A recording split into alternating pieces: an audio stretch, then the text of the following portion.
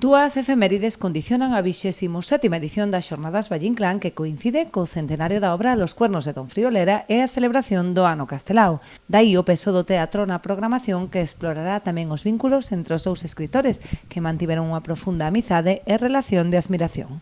Que estamos no Ano Castelao e non se recorda sempre un manifesto firmado por dúas persoas, máis alá, por Manuel Antonio e Álvaro Cebreiro, pero nadie se lembra de que a santificación de Valle Inclán en Galicia foi feita por Castelao.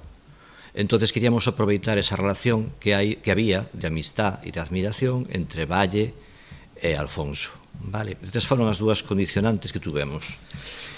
E hai sorpresas, algunhas mellor incluso para os escolares, que lles evitamos traslados e demais. As xornadas arrancarán este mesmo sábado cunha conferencia sobre Valle Inclán na arte. O programa inclúe presentacións literarias, actividades divulgativas, un obradoiro de caligrafía antiga e moito teatro en espazos alternativos como colexios ou rutas teatralizadas na rúa.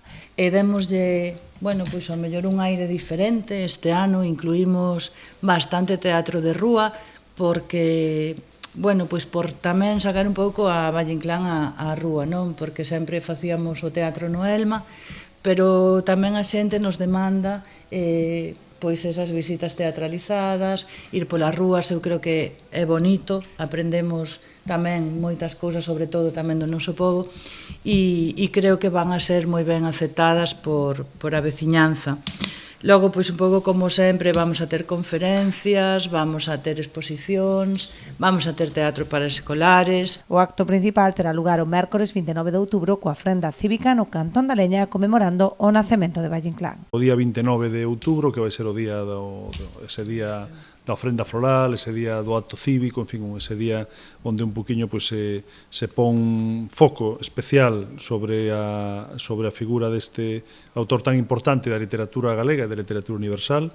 E como comentaba agora a Patricia, a concelleira, a través de diferentes actividades. Efectivamente, na programación deste ano eu destacaría a especial atención que hai ao teatro, é dicir, o que son as artes escénicas.